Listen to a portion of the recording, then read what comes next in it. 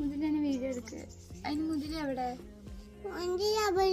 മുതിരല്ലേ അമ്പലത്തിൽ പോയി ടാറ്റ പോയി.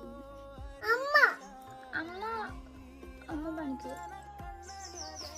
അതാരോ അതാ വരുന്ന മുതിര.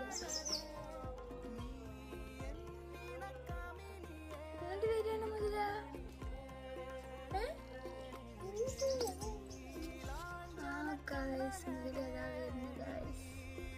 കണ്ട ഓടി വരുന്നു ഗൈസ് മുതിര.